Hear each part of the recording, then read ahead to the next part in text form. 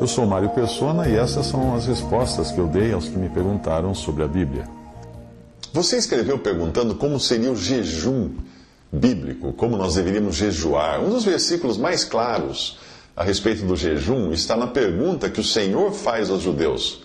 Ele diz o seguinte: quando jejuastes e pranteastes no 5º e no 7º mês, durante esses 70 anos, jejuastes vós para mim? Jejuastes mesmo para mim? Zacarias 7:5. Esta palavra é profética. Isso é o Senhor perguntando aos hebreus se foi para Ele, para o Senhor que eles jejuaram.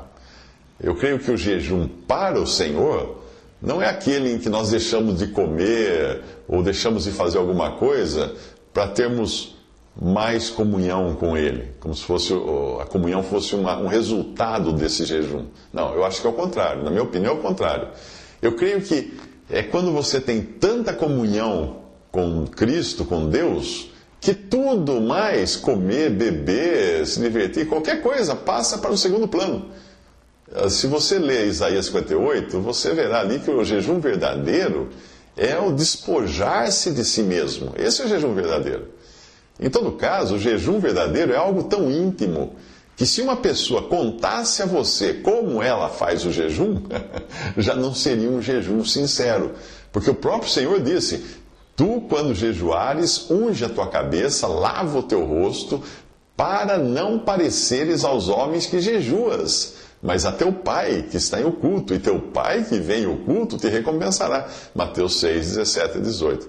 Portanto, desconfie da sinceridade daqueles que ficam proclamando aos 4 ventos que estão jejuando. Eu estou jejuando, eu estou em jejum, estou tanto tempo sem comer. Desconfie desses, porque o verdadeiro jejum que o Senhor ensinou não é esse, não.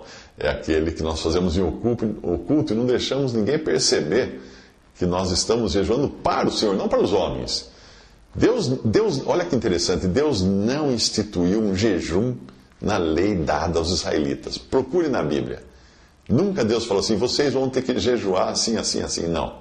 O primeiro jejum que aparece na Bíblia é o de Moisés, quando ele subiu ao monte para receber as tábuas da lei, ficando 40 dias e 40 noites sem comer. Mas eu não creio que tenha sido um mandamento que ele recebeu de não comer e nem beber nesses dias, nesses 40 dias sem comer, né, que fala na Bíblia. Êxodo 34:28. Esteve ali com o Senhor 40 dias e 40 noites, não comeu pão, nem bebeu água, e escreveu nas tábuas as palavras da aliança, os 10 mandamentos. O jejum, portanto, de Moisés e também o de Elias, em 1 Reis 19:8, ele significava uma separação da vida normal da carne, para estar com o Senhor e dedicar-se exclusivamente ao Senhor. Esse é o significado do jejum. 1 Reis 19:8 diz assim: levantou-se, pois, e comeu e bebeu, e com a força daquela comida caminhou 40 dias e 40 noites até Horebe, o monte de Deus. O primeiro jejum coletivo nós vamos encontrar lá em Juízes, capítulo 20, versículo 26, mas foi um jejum decorrente da humilhação por causa do fracasso e da derrota que eles sofreram. Juízes 20, versículo 26. Então todos os filhos de Israel e todo o povo subiram e vieram a Betel e choraram e estiveram ali perante o Senhor e jejuaram aquele dia até a tarde. Provavelmente um jejum de menos de um dia até.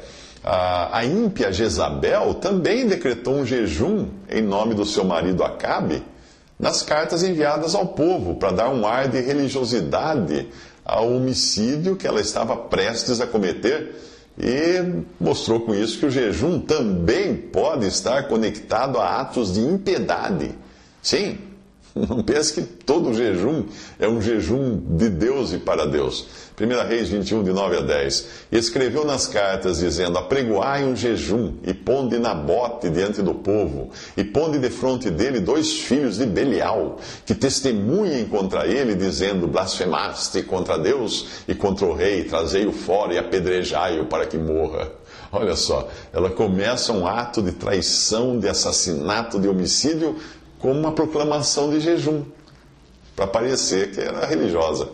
O primeiro jejum condicional, ou seja, do tipo em que você faz para buscar o favor de Deus, nós encontramos em 2 Crônicas 20, versículo 3, quando Jeosafá proclamou um jejum em todo o Judá por causa da iminência de um ataque das forças inimigas. Lá em 2 Crônicas 20, versículo 3, diz que Jeosafá temeu e pôs-se a buscar o Senhor e apregoou o jejum em todo o Judá. Bom, ao que tudo indica, apesar de não ter sido instituído na lei dada a Israel, o jejum era um costume entre o povo de Israel e o próprio Senhor fala do jejum numa passagem em Marcos 9, 29. O Senhor disse-lhes: esta casta não pode sair com coisa alguma a não ser com oração e jejum. E eu creio, portanto, que o maior significado, o mais importante significado do jejum não é aquilo que nós fazemos para parecer humildes e sofredores diante dos outros. Esse jejum não pega, não cola. Mas simplesmente porque estamos tão ocupados com Deus, tão ocupados com Ele, em comunhão com Ele, ou por alegria ou por tristeza, que até deixamos de lado muitas coisas, nos abstemos de muitas coisas, não só de comida e bebida, mas também às vezes até de diversões e coisas assim. Visite respondi.com.br.